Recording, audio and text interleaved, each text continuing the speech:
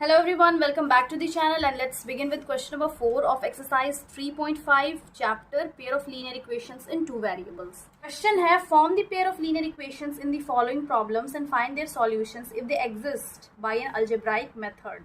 First part है इसका, a part of monthly hostel charges is fixed and the remaining depends on the number of days one has taken food in the mess. When a student A takes food for 20 days, she has to pay rupees 1000 as hostel charge, whereas a student B who takes food for 26 days pays 1180 rupees as hostel charges. Find the fixed charges and the cost of food per day. Question में हम लोग को simply form करना है linear equation और इसका जो first question है उसमें a part of monthly hostel charge, मतलब एक हॉस्टल है जो कि चार्ज करता है एक फिक्स्ड चार्ज और जो दूसरा चार्ज है वो है नंबर ऑफ डेज, जितना फिक्स्ड चार्ज के बाद जो नंबर ऑफ डेज होता है उसका अलग से चार्ज लगता है। तो यहाँ पे स्टूडेंट ए है जो 20 डेज तक फूड लेती है और उसको पे करना पड़ता है 1000 रुपीज हॉस्टल चार्ज के साथ, और दूसरा जो स्टूडेंट बी है वो 26 डेज तक फूड लेती है और वो पे करती है रुपीज 1180 एज हॉस्टल चार्ज, मतलब हॉस्टल चार्ज के साथ। तो यहाँ पे जो फाइंड करने के लिए कहा गया है पहला फिक्स चार्ज है और cost of charge of food per day, तो वही हम लेट कर लेंगे। Let the fixed charge be X and food per day, इसका चार्ज क्या होगा वाई। तो फॉर स्टूडेंट ए हम लोग देख लेते हैं। स्टूडेंट ए का क्या है, she takes food for 20 days, यानी कि जो हॉस्टल चार्ज है वो तो फिक्स है एक्स, प्लस वो 20 डेज तक मेस से फूड लेती है, तो यहाँ पे 20 वाई कर लेंगे, यानी कि 20 डेज फूड पर डे, तो वो 20 वाई हो जाएगा इज इक्वल टू कितना टोटल रुपीज पे करना पड़ा उसको 1000 रुपीज। नेक्स्ट ये इक्वेशन नंबर 1 है। और फॉर स्टूडेंट बी, अब स्टूडेंट बी का क्या है, who takes food for 26 days, यानी कि वो 26 डेज तक फूड लेती है और उसका जो हॉस्टल चार्ज है जो फिक्स है वो एक्स है, इज इक्वल टू उसको टोटल रुपीज कितना पे करना होता है 1180 रुपीज। तो ये है इक्वेशन नंबर 2। तो अब इसको सॉल्व कर लेते हैं, डायरेक्टली एलिमिनेशन मेथड से सॉल्व करते हैं। अगर इसको हम सब्ट्रैक्ट करेंगे ऑन सब्ट्रैक्टिंग, यहाँ पे अगर डायरेक्टली सब्ट्रैक्ट कर लेते हैं तो ये माइनस हो जाएगा, ये तो पूरा कैंसिल हो गया। अब 26 में 20 माइनस करेंगे तो 6y आएगा, साइन लगेगा माइनस का। 1180 में 1000 माइनस करेंगे तो आएगा इसका वैल्यू 180, साइन लगेगा माइनस का, माइनस माइनस कैंसिल हो गया। Then y is equal to 180 divided by 6, 6 1 ज़ा 6, 6 3 ज़ा 18, आ गया 30। तो यहाँ पे y का वैल्यू क्या आ गया 30। अब यहाँ पे y का जो वैल्यू है इसको हम दोनों में से किसी एक इक्वेशन में पुट कर लेंगे, तो यहाँ पे लिख लेते हैं putting the value of y in equation number 1। Equation 1 क्या, इक्वेशन 1 है x plus 20y is equal to 1000, x is equal to plus, यहाँ पे प्लस होगा 20 इंटू वाई का वैल्यू 30 इज इक्वल टू 1000। तो यहाँ पे हो जाएगा x प्लस 3 2 ज़ा 6, 600 इज इक्वल टू 1000। तो अब यहाँ पे x इज इक्वल टू 1000, 600 को इक्वल के इधर लेके आएंगे माइनस में चेंज हो जाएगा, तो ये हो गया x इज इक्वल टू 1000 में 600 माइनस करेंगे आएगा 400। हेंस इसका मंथली चार्ज यानी कि जो फिक्स्ड चार्ज है वो क्या है, विच इज x, वो है 400 रुपीज। और जो इसका एडिशनल चार्ज यानी कि फूड पर डे, या फिर लिख सकते हैं यहाँ पे cost of food per day is equal to ये y था, ये x 30 रुपीज। So this is the solution. Question number 2 है, a fraction becomes 1/3 when 1 is subtracted from the numerator and it becomes 1/4 when 8 is added to its denominator. Find the fraction. तो यहाँ पे हम लोग को फ्रैक्शन फाइंड करने के लिए कहा गया है, तो हम लोग यहाँ पे स्टेटमेंट लिख लेंगे, let the fraction be x by y। x by y हम लोग फ्रैक्शन ले लिए। अब अकॉर्डिंग टू द कंडीशन यहाँ पे क्या है 1/3 अ फ्रैक्शन बिकम्स 1/3 यानी कि फ्रैक्शन 1/3 बन जाता है व्हेन 1 इज सब्ट्रैक्टेड, यानी कि इस फ्रैक्शन में से 1 is subtracted from the numerator, यानी कि न्यूमरेटर इसमें x है, उसमें अगर 1 सब्ट्रैक्ट करेंगे तो वो क्या बन जा रहा है 1/3। नेक्स्ट है इट बिकम्स 1/4। अब 1/4 बन जा रहा है व्हेन 8 इज एडेड, उस फ्रैक्शन में से यानी कि x/y में से 8 is added to its denominator. अब डिनोमिनेटर क्या है y है, तो उसमें हम 8 ऐड कर लेंगे, तो अब ये एक फ्रैक्शन बन गया 1/4।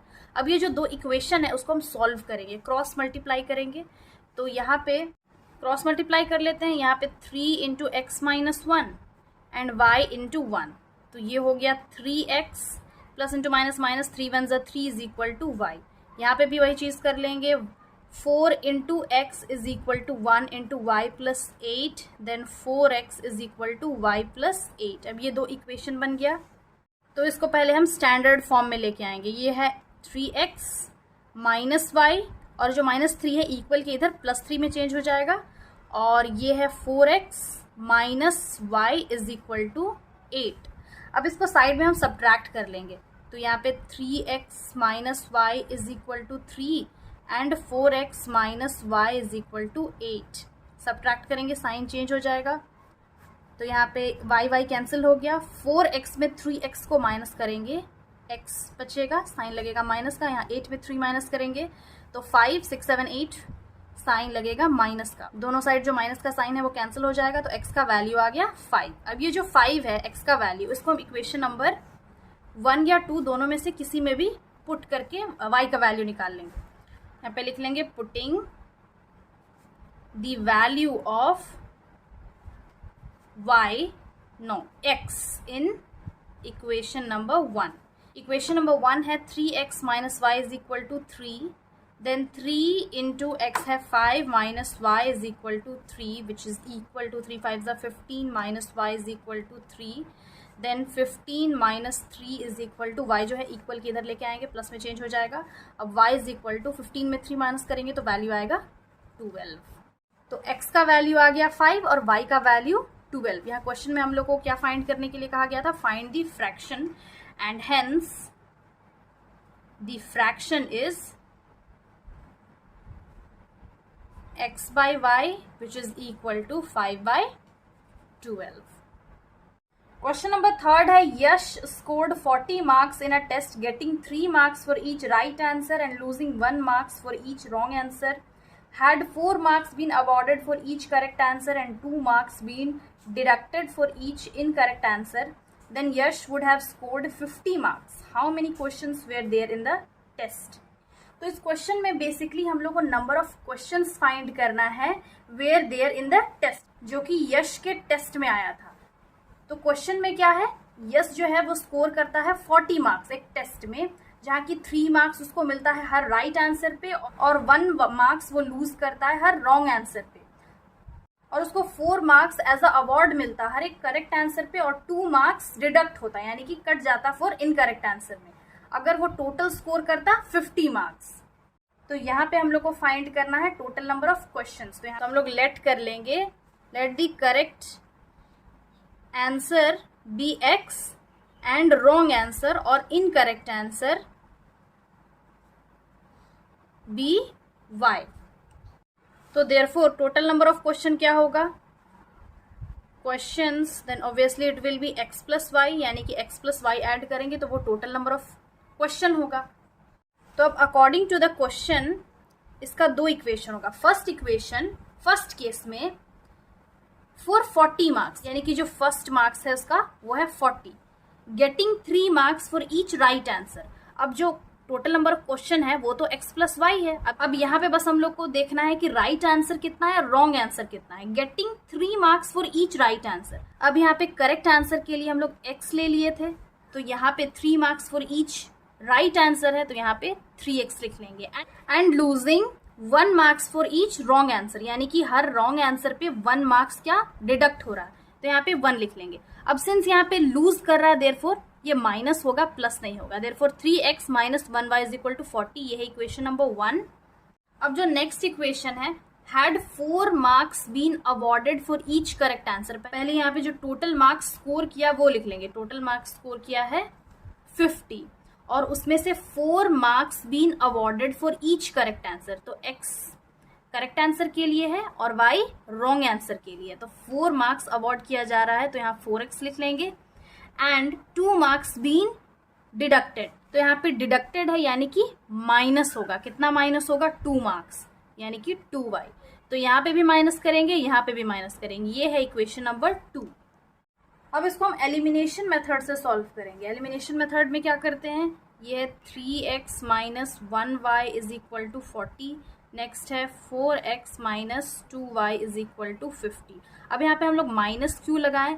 बिकॉज फर्स्ट केस में भी यहाँ पे बात हो रहा है लूजिंग 1 मार्क्स, यानी कि लूज कर रहा है 1 मार्क्स, इसलिए यहाँ पे माइनस दे दिए हैं. नेक्स्ट केस में भी यहाँ पे बात हो रहा है 2 marks been deducted for each incorrect answer. तो करेक्ट आंसर में से 2 मार्क्स हम डिडक्ट करेंगे तो यहाँ पे माइनस साइन होगा ना. यहाँ पे भी माइनस होगा, यहाँ पे भी माइनस होगा. इसको हम एलिमिनेशन मेथड से सॉल्व करके देखते हैं. तो यहाँ पे हम लोग को इक्वल करना होगा 2y. यहाँ पे 2y लाने के लिए 2 से मल्टीप्लाई करेंगे. तो यहाँ पे लिख लेते हैं मल्टीप्लाइंग इक्वेशन नंबर 1 बाई 2 से मल्टीप्लाई करेंगे तो ये क्या हो जाएगा? ये से हो जाएगा 6x minus 2y is equal to 4 2 ज़ा 8 80 हो जाएगा. और ये वही रहेगा 4x minus 2y is equal to 50. अब इसको हम लोग सब्ट्रैक्ट करेंगे तो ये माइनस, ये प्लस, ये माइनस, ये पूरा कैंसिल हो गया. 6x में 4x माइनस करेंगे 2x आएगा. यहाँ 80 में 50 माइनस करेंगे 30 आएगा. तो x is equal to 30 divided by 2. 2 1 ज़ा 2 15 ज़ा. तो x का वैल्यू क्या आ गया? 15 आ गया. अब ये जो x का वैल्यू है इसको हम इक्वेशन नंबर 1 में पुट करेंगे. यहाँ पे लिख लेंगे putting the value of x in equation number 1. Equation 1 है 3x minus 1y is equal to 40 which is equal to 3 into 15 minus 1y is equal to 40. अब 5 3 ज़ा 15, 3 1 ज़ा 3 प्लस 1 4. ये हो गया 45. 45 माइनस y, डायरेक्टली y भी हम लोग लिख सकते हैं, इज इक्वल टू 40. तो ये हो गया 45. 40 को इक्वल किधर लेके आएंगे? माइनस में चेंज हो जाएगा और y उधर प्लस में चेंज हो जाएगा. तो y इज इक्वल टू 45 में 40 माइनस करेंगे, आ गया 5.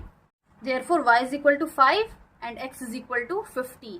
और यहाँ पे हम लोग को total number of questions find करने के लिए कहा गया है. Hence total number of questions are x plus y is equal to 5 plus 15 is equal to 20.